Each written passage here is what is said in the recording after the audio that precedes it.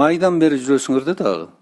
Биздин мамлекеттик органдар мындай кат жазып туруп ыргытып коесуңар болду, анан эмне кылсаңар ошо кылгыла деп. Бизден президентибиз, урматтуу президентибиз эмне деди эле? Инвесторлор биздин артыбыздан жүгөрбөй, биз инвесторлордун артынан жүгүрүшүбүз керек деп.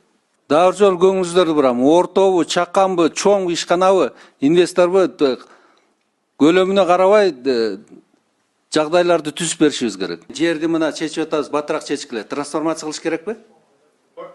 Тете ким? Могу ким 3-чү ряд, 2-чи кабат күлүп аткан? А ким? Сиз эме тойго келдиңизби?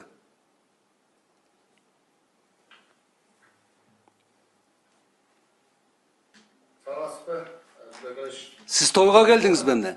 Ылжыңдап күлүп отурасыз. Экономикабызда 9-10% кармаш үчүн бизге азыр инвестиция керек, абдан көп инвестиция керек. Ал силерге да керек, урматтуу акимдер, айыл өкмөттөр. Налог түшөт, жумуш орун түзүлөт.